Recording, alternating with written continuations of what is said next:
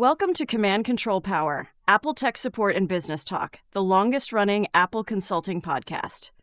For over a decade, we've released weekly episodes featuring real-world stories from the front lines of tech support, in-depth discussions about managing clients and businesses, and conversations with fellow consultants and industry partners. What you're about to hear is a best-of episode originally broadcast on September 29, 2015, a classic installment from our archives. To hear our latest, regularly recorded episodes, you'll need to subscribe to our Patreon-exclusive podcast feed. Designed specifically for Apple IT professionals, this private feed dives deeper into the challenges of running your consultancy, supporting your clients, managing staff, and maintaining large device fleets. For a modest monthly contribution, you'll gain access to a rich library of bonus content, exclusive interviews, and insights you won't find anywhere else. To subscribe, simply visit commandcontrolpower.com and click support. So I've been bleeding from the eyes for the last couple of days. Yeah, what's going on? And I'm one of those people that when I'm sinking and I'm drowning, I just call out names. People that I know. Joe, Sam, any person I can reach. No, it's actually not like that. Siri. Here's my tale. Several months ago, I have a client that does web development. And that's their core focus. And they have a server that was running 10.7 for a long time.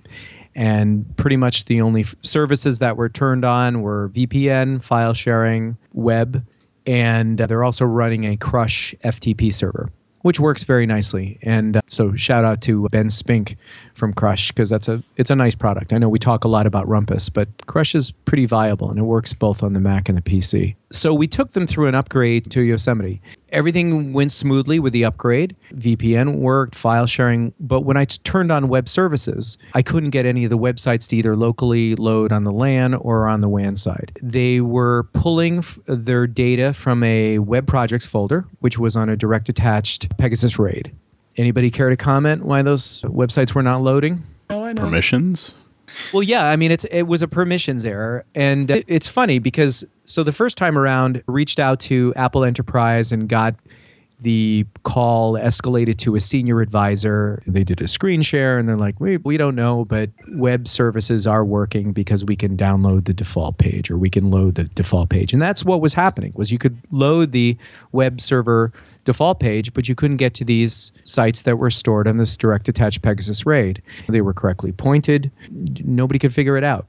This was a tough thing because I spent a lot of time on it and basically said back to the client, it's probably some sort of cruft, some sort of underlying code that might have come along with the upgrade. Apple senior advisors can't seem to solve this problem. I think in hindsight, it would have been best for us to do a clean install of the Yosemite server from scratch and then just move the settings over and move any files over that we needed to do. And now it's several months later. Oh, and the client kept on saying, maybe it's the server. It's the server. And I said, no, we just put an SSD drive in this. The server's got an i7 processor. It's fine. This is completely software focused. 2 months elapsed and they ended up buying a new server.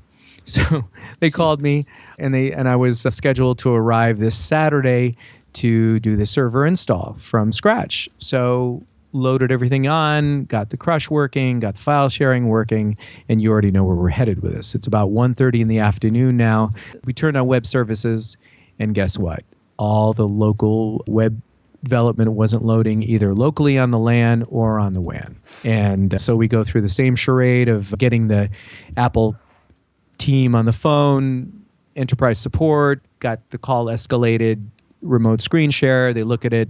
They can't figure out what's wrong. I tried to keep a positive attitude about this, but now I'm feeling really crummy because my original theory of the fact that it was just simply some sort of a cruft that moved along with the upgrade got brought along. So you've got the clean install and you've got how did you get the data back from the local and the Pegasus hosted websites? I simply put the Pegasus on the new machine and pointed all the websites to the Pegasus, and the Apple senior advisor saw all that and didn't see anything wrong with it and said, we don't know. We can't help you because this is beyond the scope of our support. All that we can tell you is that the web server is working properly because we're able to load the default page.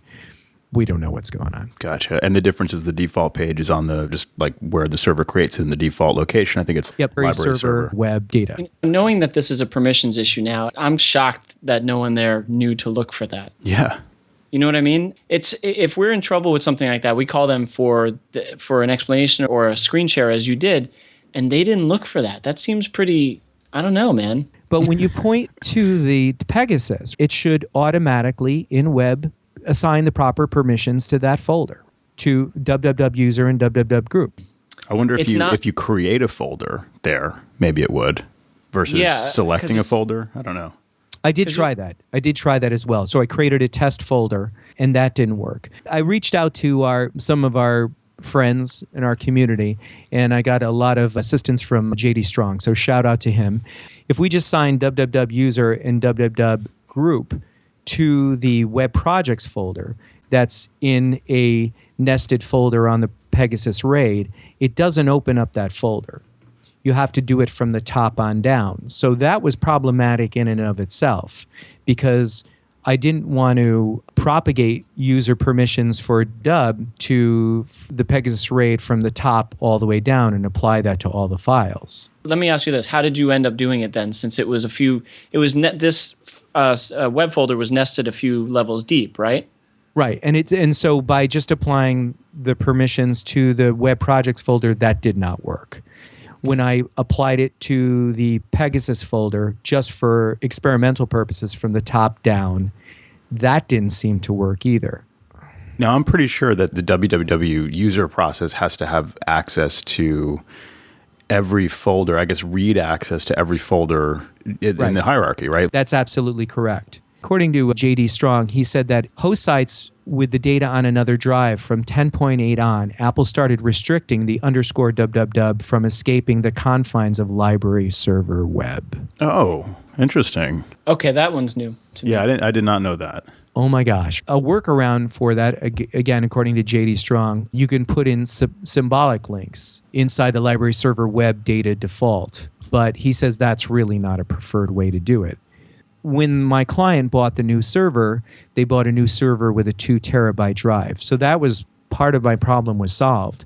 I was really shocked. No one from Apple Enterprise knew this. Yeah, you'd think that there'd be some kind of documentation on what's changed one version to the next, service by service, that they would have access to, because clearly this was like, okay, it used to work under this version and it doesn't work now. Why not? And clearly there were a couple things going on. Permissions, but that wasn't even going to solve it for you. You had to solve the underlying issue of, I guess it's kind of like they sandbox the web process.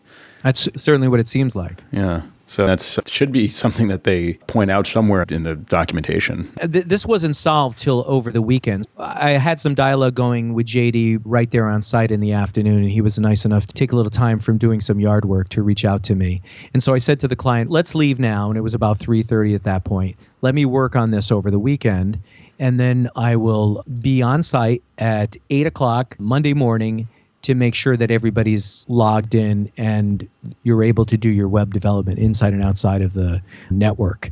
That all went very smoothly once I realized the way to solve this problem, copy all the data into the data folder. Following Apple's expected or recommended best practice gets you out of a jam sometimes. But if it was never an issue, it's like it was never a restriction before, and I've never encountered that. I had no idea. Neither did I. I learned something new from that one, so thanks. Because in the past, I put the web information into that directory. I would have gotten into that same issue had I done the same thing and put it on the promise or an external volume. Before I had some sort of way to solve this, just prior to that moment, I was realizing that I couldn't charge my client at all for the server installation that Saturday morning. I was pretty much dead in the water. I had no way to resolve this. Sounds like some of my recent projects. And I felt like I was just sinking. What do you do? And again, it's a fairly new relationship and your credibility's on the line and you feel like you've been at this for 8 years as an independent like I have been. There may be cases where people can do it on a direct attached external volume and point it to a web folder and it works. Interestingly, when you need to get to those hidden permissions, if you hold down the Option key when you're pressing the plus button, all those hidden groups and users appear. The good old Option key. That's right. It reveals, like, I call it the magic key. It reveals everything. You just choose it in a menu or wherever you go, and the option key will show you something new. So I comped them all my time for that Monday, this past Monday, which was yesterday, from about 8 to 10:30 in the morning, and everything was great. FTP, access to these web development sites inside the LAN, outside the LAN, on the WAN, went to several other apartments during the day, and late Monday afternoon, I get a phone call from my client that the server's locked up. They said it was swirling. So I'm like, all right, put so-and-so in the phone. What do you mean it's swirling? Because you know that swirly screensaver that Apple, one of the Apple ones that has by default. I mean, they could be talking about that, but we were getting this spinning beach ball. And I did notice prior to me working on the server on Saturday that they were saying, yeah, we're noticing that we lose internet a little bit from time to time. And she was telling me that she did a pin reset on the router, and I'm like, no, you don't want to do that anymore. Or don't involve me. So I said, let's just try to do a power cycle on the switch. And so we did a power cycle on this TrendNet switch, and all of a sudden, some of the services on some of the ports came back up. And I said, I think we're going to need to replace that switch.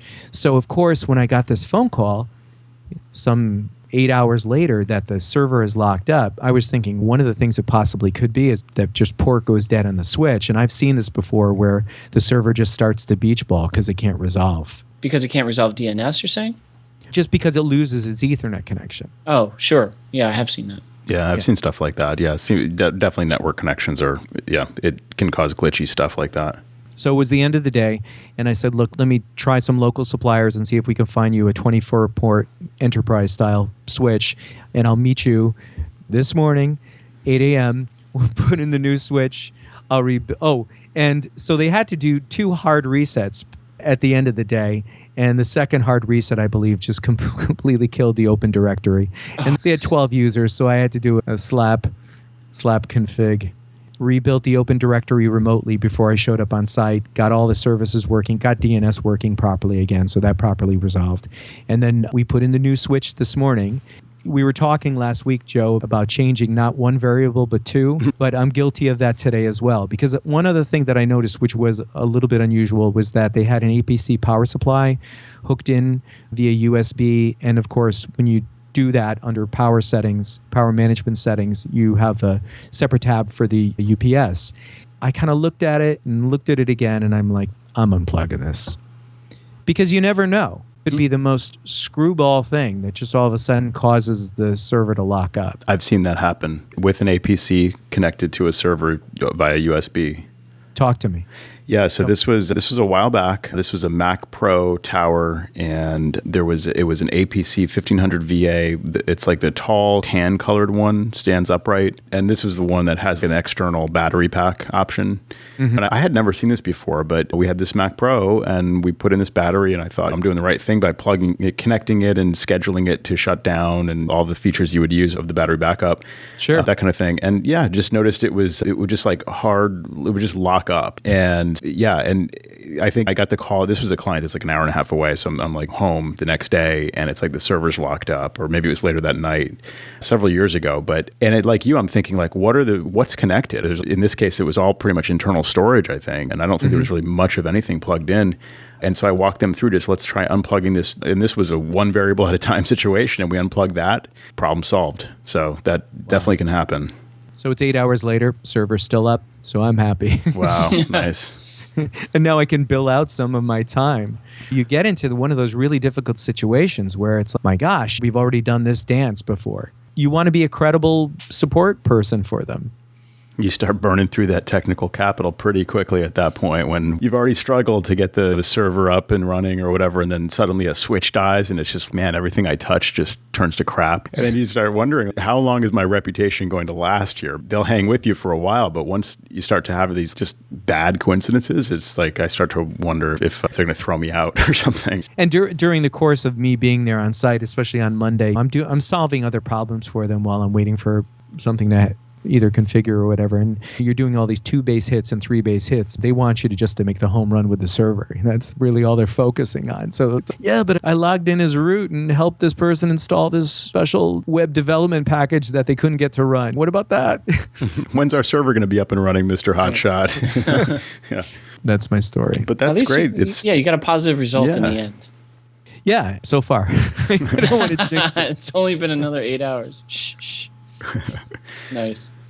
Nice. I get so. It sounds like what you're saying is if you didn't have the space on the boot disk, you basically, I guess you would have had to use one of these, like a hard link to the external storage, to get those sites working. And that was thanks to JD Strong. Jack Daniel Strong. Nice. Shout out to a loyal listener. This goes back to how I started my story, where I'm drowning and I'm just calling out familiar names in the darkness. I actually wasn't sure if JD would be available, and I thought, who do I know that really would know, about web stuff? Alan Hancock. And so I had a little bit of dialogue back and forth with Alan Hancock, and he said, I'm here. If you need help, I'm happy to help you. So it's really great. We have this network of people pull together and share this knowledge. So hopefully this will help somebody else out, because it was just miserable on site. Yeah, that's the worst, is when you're there in front of the client and you're struggling and flailing. And you're right. It's great to know people are out there, because we've all been there. The worst days, though, are the ones where you are flailing and struggling and you can't get a cell signal, or the internet's down because that's what you're working on. I've had days like that, and there's no one to reach out to. And you feel so alone, like you're in the basement of some house or office and no internet, no cell. And you're like, you just want to cry. Like, this sucks. You come outside, it's dark out. It's like, where'd my day go? I have a slightly amusing story that it cracked me up as it was happening. But so I'll give you a little bit of quick backstory on this client. We met a few years ago. The owner that was of this startup, we sat down and discussed rates and everything. And at the time, I was still mostly just doing my hourly or contractual. And he was like, we're new. I don't want to get into a contract, but I tell you, we're going to grow. We're growing fast and all this stuff. And if we could get a nice adjustment on the rate, we'll be with you for a long time and you'll grow with us. And he really sweet talked me, I got to say. And I was pissed at myself after the fact. I was like, all right, I'll help you out. And it turned out to be an annoying client. They would just pepper me with little questions throughout the day. And I found it hard to bill them for that. Now I've been a bit more aggressive with that. Anyway, they decided to move offices from New York to another state, and they asked me if they could keep me on. I said, yeah, sure. If you want me to travel to Austin, that would be pretty cool. And so they didn't keep me abreast of everything. They were just hitting me up here and there. And I said, look, we really need a plan of action if you guys are going to plan a move and all that. So I'd hear radio silence for a while. Anyway, it comes to the point where I get an email from one of the employees. A lot of them work remotely. And she said, is something wrong with the VPN? I don't know if it's on me or if it's at the office, but I can't get in.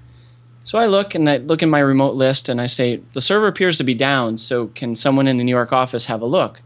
She said, hang on, let me copy this other guy in. He'll tell you, he's usually in the New York office. He emails me back. I'm not there right now, but we just packed up everything and everything's in the moving truck. I said, did you happen to pack up a Mac Mini that was sitting in the credenza? He's like, yeah, why? Is that going to be a problem? I'm like, yeah, that's your freaking server. I'm like, so he's, what? Is that why everything's down? I'm like, yeah, you guys, the moving truck already left. It's on its way to Texas. So he's like, don't we have some kind of cloud thing? And I'm like, you have a cloud-based backup, but that's not.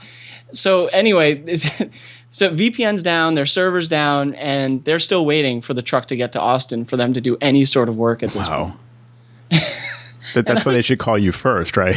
Yeah, I was like, dude, don't you think it was important to tell me that you guys were actually moving on this day so I could help you out? And they haven't planned for the new setup at the new space for their provider or static IP or anything like that. Yeah, I was going to tell you, just tell them to plug it in, it'll start working again. Yeah. So I was like, you got to call the provider and you got to get this set up because it could take a while for them to come in the door and run a line. Static what? Yeah, exactly. Yeah, that actually reminds me of a story too. We spent several hours on the phone with the client this morning who yesterday emailed us and said, hey, I just moved my office. I actually closed the office and it moved everything into my home. So I have this home office now, the server, blah, blah, blah. And I can connect to the server, but I just can't scan from the Ricoh scanner to the server. It's not connecting. So I'm thinking maybe something simple, like maybe he just plugged the server into his home network and it's got a static address on the office LAN that was valid on that subnet, but not valid on his home network. Maybe his Mac can connect to the server using the sidebar, like using Bonjour, but the IP address is not routable now in his home network. And maybe that's it. Maybe it's something simple like that. So we jump on. Now he's an hour and a half away from us as well. So we figured we'll try to do this remotely. In trying to sort this out, he ended up having 4 routers total, actually 3 of them doing NAT and DHCP. Nice. And one of them was completely isolated from the others, not plugged into anything. So the server is actually connected to a time capsule that's not plugged into any kind of WAN connection. So we're just like, this is just not what we expected. Could you have told us what you're doing, what your plan is? And we could have then told you what to do. And it would have taken an hour, not 3 or 4 hours to sort it out, to figure this out. It's one of those things, but that's what clients, they have to pay for that. Absolutely. So, got to be charged for that because they could have avoided it they know they're supposed to call you. They're trying to save money by not calling you, or they're just, whatever, they're not thinking about it, but that's the problem. That's what they pay for, is if they don't think about it, if they don't give you the opportunity to help efficiently, then they need to pay for that.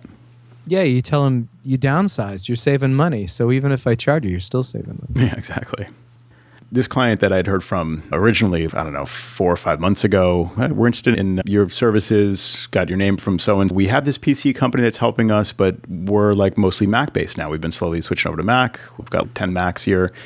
And one lone PC left on this PC company is like basically supporting a mostly Mac company, and they're flailing a little bit. And can you guys work with us? So sure, we'd love to. So we try to set up a meeting. They have to cancel it. Set up another meeting. They cancel it. It's this ongoing thing, like, all right, just let us know when you want our help, because we're not going to keep chasing you guys down. And so months go by, and they follow up with us and say, we're hoping to get you in here to work on this one specific issue. And the issue is that they compose emails, and they say in Outlook 2011 for Mac, they compose these messages, and the recipient receives the message, and it looks like all the fonts are just like they're really sloppy. It looks like they don't care. And I get that. Was it Comic Sans or something? Yeah, no, it's like it's supposed to be Arial like 12 or something like that throughout the whole email. Sure enough, that's how the email looks like on the sending side, in the outbox, in the sent items. But when the recipient receives it, one paragraph to the next, it'll be 2 different font sizes. The quotes will turn to the 2 and 3 like superscript characters. So it'll go from 12-point Arial to 14 or 15-point and back. It seems to have something to do with bullet points and highlighting that they're inserting in a lot of these emails. And so I'm thinking, it looks like a copy and paste issue, right? Like maybe you're copying from one app and there's some hidden formatting and stuff like that. And they definitively say it's not copy and paste. You'd be the third guy to try to fix this, and we know it's not copy and paste. And I'm like, oh, I've heard clients tell me when it's definitely not something before. So I'm like, if you don't mind, I'm gonna just keep my mind open to that possibility. But in any case, the next step is get me in there. Let's have at it. So I go in, and the long story short, I was just going to say, is it possible that it's font cache corruption? I think it was that, and also related to the fact that Office installs its own copy of certain fonts, like a dozen fonts that are actually already included with the Mac OS. For whatever reason, they just get installed and activated. Among them, Arial. And that's a great guess, Sam. That was definitely probably the core of it. But my solution was, step 1, go into FontBook, and actually, I just pulled these out. I identified them in FontBook, but then I pulled them out manually into a fonts removed folder on the desktop, /library/fonts/Microsoft folder. I just specifically did a little targeted attack, and I took out just the Arial fonts to see if this would help. And then I went back into FontBook, and I realized that the system, it's I guess /library/fonts copy of Arial was turned off. And I don't know if that was a prior somebody troubleshooting or something the system did automatically or whatever, but I turned the system copy of Arial back on. I then used Font Nuke, which is a great app for this sort of thing, clear out all the caches, and then I rebooted and repeated the tests, and sure enough, 100% solved. But they are now running without the Microsoft fonts, right? I only took out the Arial copy from Microsoft. So they just have the system version of Arial. I didn't bother doing this with the rest of the Microsoft fonts because they had not had this issue with any other fonts. So I just left the rest alone. There's a great resource that has a list of these fonts. So I'll link to that in the show notes. But basically, there's a list of fonts that overlap. Microsoft installs these like dozen fonts that are already installed. And so I probably could have taken that list out. But yeah, they were like, oh, you'd be a hero if this is solved. And so waiting to hear back if it's actually holding up. But sure enough, I had a test way to make the problem happen and then repeated the same test afterwards and not getting the problem anymore. So sweet. So you earned your medal with these guys. Your credibility is good in their eyes. So they're hopefully going to send you more business now, right? Yeah, exactly. And we left it like I did the fix for 2 main users that were having the problem. And then there's like an office of 6 or 8 more people that we can now implement the same fix on if it holds. So when I get some feedback over the next couple of days, if this holds up, they'll have me back to do that. And then that's another chance to meet some people. And hopefully they'll actually switch over to us at that point. So they're using another tech company at this point still? Yeah, technically they're using this PC company, and they also have an Exchange server that they host on location, and the PC company is dealing with that. So we'll probably do like a mail migration to either hosted Cario or maybe local Cario. I guess we could do Exchange, probably not my preference, but in that case, we might also contract with somebody. Like if they did want to maintain some kind of Exchange infrastructure or they had any significant number of PCs, we'd probably partner with another local consultancy to do the PC side of things. Because I know so very little about Cario, to be honest with you. I know both you guys are pretty well versed in it. What is it just a personal preference of Cario versus Exchange, or is there something that you see there that is really a big winner for you? I like CalDAV and CardDAV as just open standards, and of course IMAP. I have a lot more experience administrating a Cario server, so that's just my preference. I just find it easier to deal with Cario Connect. I have a big personal preference for Exchange on the back end just because it's so powerful, and I usually go with hosted Exchange, whether it be Office 365 or Rackspace.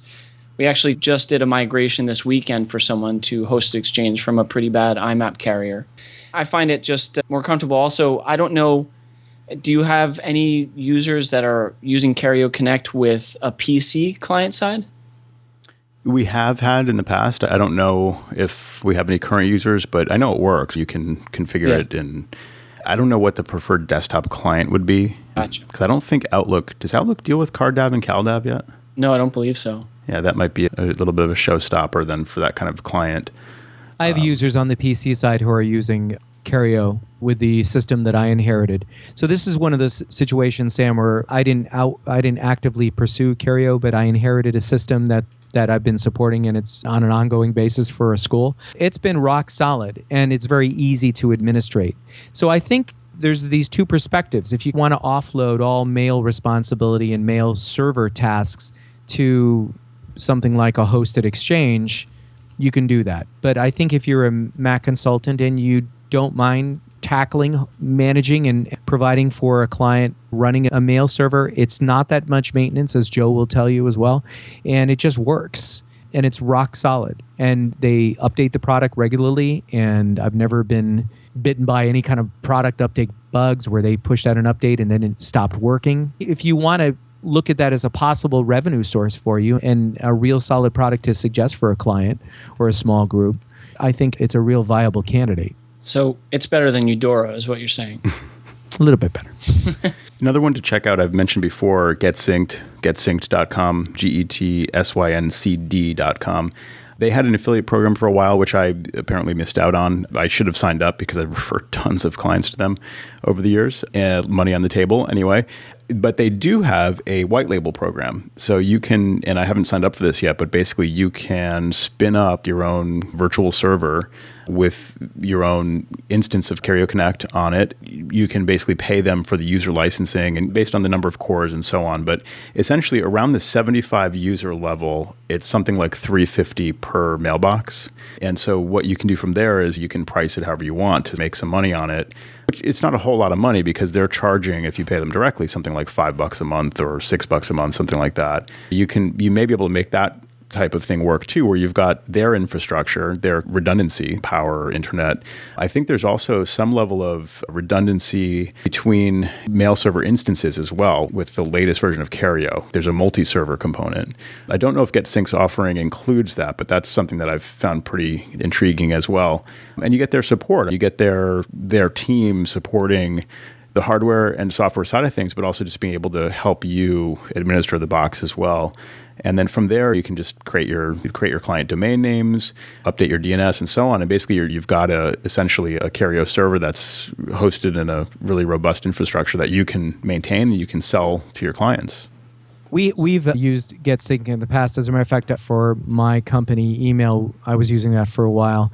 I've also seen clients that had been put with a company called SureWeb out of Canada, and I've seen that in a couple of different settings. But I really find that where the rubber meets the road with most of these hosted exchange companies, and Sam will back me up on this, I think, is that once you get into some of these clients that have these gigantic mail stores, and all of a sudden it becomes real unwieldy and unresponsive, and you can't get it to sync properly. And I've never had a problem, kudos to Rackspace with their hosted exchange, with really big clients with real big mail stores. I think you have a point there. And that's the thing that always made me feel a little bit more secure, because I think if anything, I would test out Carrio. And you guys are already saying this, I think, but just on a smaller client just to see where it goes. But I just did, like I said, a migration this weekend for about 12 mailboxes, which isn't terribly huge, but each of them were at least 15 gigs. And that starts to make me nervous with anything that I haven't had very good success with, like Exchange. And we did it with Rackspace, and they have their self-migration tool, or migration wizard rather, which is just, I don't know if either of you guys have used it, but it's just easy. You put in the credentials of the old server, put in the new one, and just let it ride over the weekend. And as soon as you log into Exchange on the Rackspace end, all the mail is there. So it's such a beautiful thing. Yeah, the auto service works well. They also have concierge migration, so if you you don't even want to deal with it, and it's very inexpensive to have Rackspace handle the whole thing for you. Just find that there's so much infrastructure there, and it just seems rock solid, especially with these larger mail stores. I haven't had any problems with GetSync, so kudos to them. We've seen some friction with the company SureWeb. If you've migrated over accounts in a lot of scenarios besides Exchange or even Carrio, the contacts and calendar would not migrate automatically as a part of whatever tool we've used. So exporting calendars and bringing them in, especially with calendar events that have had invitations or recurring events and things like that, can be a nightmare. I don't know if you guys have run into that in any other migrations that you've dealt with, but that was a real pain point for us this weekend. Just invitations especially, and bringing them into Exchange when they were already existing in other setups. Sure, or a recurring event that is just throwing up a red flag and just really, just causing major problems, and you can't find which one it is and which one to delete. We've seen that as well. Yeah, that account queuable error or something like that in calendar. Revert to server, revert to server. Revert. Yeah, how would you deal with like contacts and calendar syncing? I guess that migration whiz tool doesn't do that. Well, because I think in most scenarios, the IMAP accounts are not synchronizing that information, so it doesn't pull it. So it can just pull mail that's on the server and all the mail folders that are on the server, but the calendars and contacts, at least for most of my clients, are local, at least the ones that we've brought over to now this hosted solution. So we had to go up to the calendar app, file, export for each calendar, bring them in, and then that's where we started to run into those issues, which sometimes you get involved in a situation and you see the error happen and you're like, damn it, I knew about this. Why did I go about this method? Just with the calendar, with the import, I've dealt with that before, with recurring events posing a problem and invitations posing a problem. And the first user I encountered that with, it all of a sudden came back to me that I was saying, yeah, I realized that I would have hit this issue if I thought twice about it at first. So with that user, we had to either re-accept invitations in the new server or manually move over some of their calendar events from this point forward, which isn't always that bad if they don't have a ton of stuff. And this is a real difficult thing for a client to understand. And I know that Sam and I shared a client that I don't think either one of us got off the ground with, where they were using a less than satisfactory mail solution. And I think both our solutions was to move them to Rackspace. But at the end of the day, I'm not sure how successful that was. Their expectations were extremely high that just how magically all these things would move over. Contacts, calendar that wasn't on an Exchange server from another company, just simply IMAP hosted, like Sam was speaking of. They thought that just one magical afternoon, all their mail would be on a different server, and all their computers would be unicorns and rainbows. And it was. I ended up in having the solution or having that client really not work out, and I think they reached out to you, Sam, as well. And didn't go anywhere either. Yeah. Eventually, they'll find their way over to me, and everything will be fine. No. You'll be the third guy, so you'll be the magic guy to make it happen. Well, Third time's the charm. Yeah. Yeah. Send me your problems. That's right. Send me all your major problems. As I told the Apple store at the ACN meeting. Send me your problem clients. Yeah, that's going to come back to bite me, I'm sure. But yeah, is there any way to do that with calendars and contacts if they're on Exchange? I guess you have tools to migrate Exchange to Exchange, right? Yeah, that all works. Okay. Yeah. And that migration works with, or Wizard, I forget what it is, but it works with other services we should mention, not just Rackspace. Rackspace has it, and I think it's pretty cheap pricing if you're going to Rackspace or maybe from, I don't know. I think probably just two. That makes more sense. But you can also use it as a third-party service still to go from whatever mailbox you want to a different service. Yeah, they brand it for them, but it is a third-party company that does it. Not to keep us too long, but that client that I fired, that whole story that was about, they reached out to me on is we have this old computer. The way he always talked to me was very accusatory. It's always something that I did. So he was like, this password that you put on there, we can't get in. He's like, please, I need help. So I made him sweat it out till the next morning. So I gave him the two passwords that we would typically use on their workstations. And he said, didn't work. This is urgent, which he always used to say everything was urgent. And I just felt so good about how nothing was urgent about this to me anymore. Nice. That's awesome. And so I was like, yeah, that's all. Those are the only two credentials we would have used. It's also tied to the domain. This was a PC. So I'm sure your tech guys can log in with the administrator password or the domain admin and get in and take care of it for you. Best of luck. Have a good weekend. And that was that. But it felt so damn good to not care at all about this client. Just to shut him down. Yeah. Look, I wasn't going to withhold information. I gave him what I knew, and I was truthful. After that, I told him, I was like, it's possible that the IT team changed this after I was gone, which would have made sense. That's what I would do. So it's not on me. Go talk to them. But at that point, I don't care. It's not my problem anymore.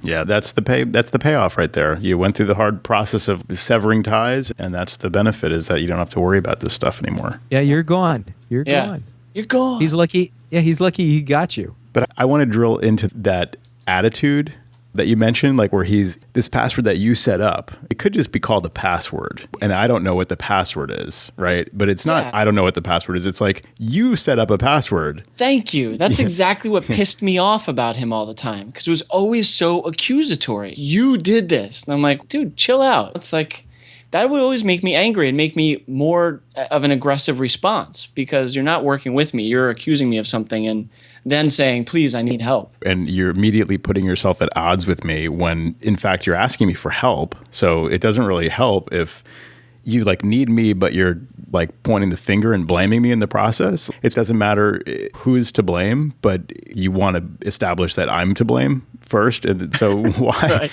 It's just that's the worst. It's not a good feeling to try to give somebody support when they have that attitude. Yeah. He's the same guy that, like I said, he blames people. So he accused me of something. This was when we worked together. I said, actually, you're the one that did that. And he said, let's not play a blame game here. And I'm like, come on. I love that. I had the same thing with another client. It was the same exact situation. It was she's establishing all these facts in her mind and telling me this is what you did and this is what he did and this is what, and I'm actually, remember we did that because you asked us specifically to do that, overruling our recommended best practice the way we had first set it up. You told us to change it, and she's like, let's not play the blame game. It was the same exact quote out of her mouth, and I'm just like, you're playing the blame game. I don't even care, but you're you just told me that it's my fault. I'm going to defend myself. Yeah. That's so frustrating. And it's such not a good relationship it just ruins any sense of rapport that you have with the client. They're just they just want to blame you. I had that today, actually. Maybe that's why it's fresh in my mind. I had somebody telling me today, all these files are gone. And this folder is in the trash, and we had to pull it out of the trash. How does that happen? We didn't do it. And I'm let me just establish right now, I can tell you that folders don't just go into the trash. And I'm trying not to be like wagging my finger kind of thing, but I'm like, just, it had to be someone. I'm not saying it was you, but like somebody had to put it in there accidentally. But obviously, I'm glad that's resolved. She said, even worse, I can't find my folder. I'm like freaking out right now. It's like really tense. And I'm like, let me see. Okay, where are you looking for it? I go here and I click on this and I click on this thing. I'm looking for iMac 2 and I click on it and there's nothing there. And it's gone. It's gone. And I'm like, hold on, let me like take you through it. Okay, you have to click on the server and there's a folder called iMac 2. And then here on the folder in there, there's your folder. That's what you're looking for. When you guys change things, you have to tell us. And I'm like, when did this change? We haven't done anything in months. There was an upgrade to the OS a couple months ago. You have to just take 5 minutes and explain to us how to do this when this changes. And I'm still like, what? When did this change? I don't understand why you feel the need to blame me. Like I picked up the phone on the second ring when you called and you have your folder back and everything is fixed, but I'm getting yelled at. And then I find I have less tolerance for that anymore.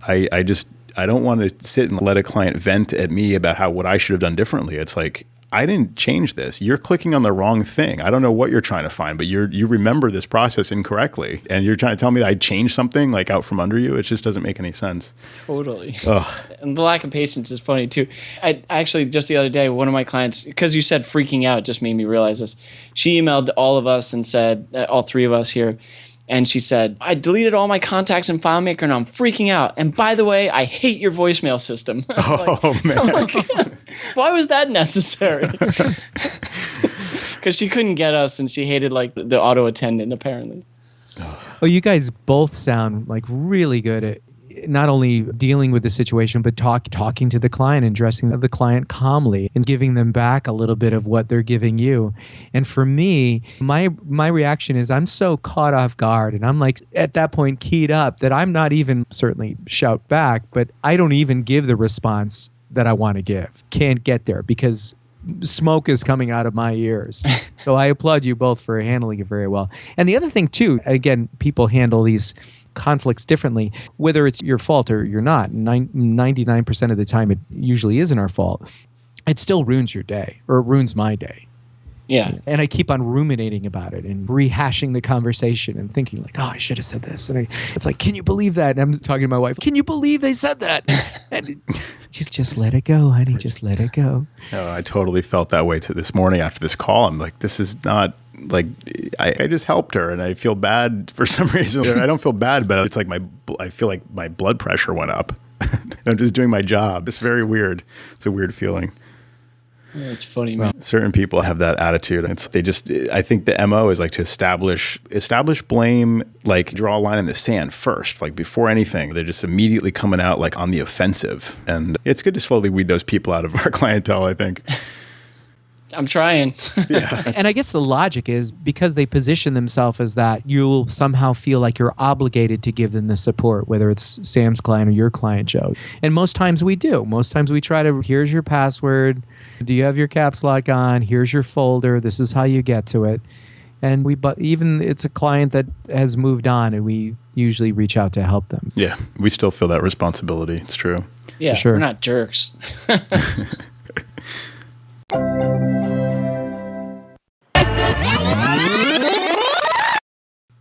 That's a good way to end. Yeah. That's a good ending. Yeah. We're not jerks. Yeah, the Wi-Fi does suck at Starbucks, but you tether, Joe. I bring my MiFi device because I always go over the limit lately with my iPhone. Oh, really? Yeah, no, I don't know what. I must have the decent plan or whatever. But yeah. You know what the thing about it is for me is now I have Sirius, and one of the cars I have doesn't have it anymore, so now I stream from the phone. So if I'm driving long distances, I think it's killing my data usage. Yeah, that'll do it. Or running backups over the WAN like Jerry. You always come back to that. I love that story of what's killing my data. And like it's carbon copy cloner. Yeah, it's funny. Nice. Yeah, throw enough money at Comcast and the problems go away. That's what I say. Yeah, exactly. Speaking of throwing money at the problem, how about that Lightspeed getting $61 million? Is that the latest round? Yeah, 61, yeah, wow. that's what you were saying. You were saying throwing more money at the problem, right? I've been hearing nothing, but I just have not been hearing very positive things about Lightspeed lately from some clients, and probably rightly. They've had a lot of little glitchy stuff going on. We did a big install of Lightspeed Retail, formerly Lightspeed Cloud, the cloud-hosted version. And the next day, the client was going to do her own training. She was like really like on top of things and really well rehearsed and all this stuff. And she just needed us to come in and install the network and set up the machines and stuff like that. But she was going to do the training the very next day. So that day, Lightspeed had a 4-hour outage. And so everybody shows up. She's ready to go. All of our stuff is done. She's psyched. And then you just can't log in. They just had these intermittent problems all day and like a total outage. And then you call them and the hold times are ridiculous because obviously everybody's having the same problem. I wonder if that was tied in with the Nest, how Nest lost services, and that's because everybody was using Amazon Web and they went down. It could have been. I don't know what their back end is exactly, but I know that they've had just ongoing scaling problems with their infrastructure, which is really ridiculous because they're in the meantime like selling constantly. They're always pushing hard on the sales side. And so a different client had some issues with the sort of like onboarding process, which Lightspeed is. They offer this service where they can get you up and running, and that's fine. Let's see how far that takes you. She put it, the onboarding, it sounds like torture. And I'm like, oh, I guess I never thought about it that way. I guess I could see the association. And then later on, it turns out it feels like torture too. Not very good feedback about that process. And then she said to me, they're sending out these emails saying we're due to like peak time demand, we can't keep our infrastructure up and running. And I don't know why they keep selling it if they can't support it. And I'm like, that's actually a really good point. They're selling the product, and then meanwhile, they're sending emails saying our infrastructure is collapsing during peak times, and they're like turning off features during heavy selling periods and stuff like that. Oh my gosh. Yeah, it's been nuts. But they just made $61 million. Go figure. Yeah. I don't think it's easy to do, because I know that Daylight has been working hard to deploy a cloud-based service. So you found that the local installations have been still smooth sailing, correct? Oh, sure. Yeah, that's your own private server. It doesn't not affected by their systems at all. It might be affected by credit card processing outages from whatever payment gateway you're using and stuff like that. But that's totally separate from Lightspeed's cloud infrastructure for their retail product. Well, that Joe, man, couldn't get a word in edgewise. God damn. I could do a Watchmen ad. I closed it out. I could do Watchmen ads all day long. You don't even have to show up. So. I know, man. I was like, all right, I'm going to jump in any second, and then he closes it out. So I don't think I breathed for that whole first part. He's got it going on. Yeah, man. Oh man, sorry about that, guys. I was feeling it. I was feeling the love. Whatever. Awesome. It was awesome.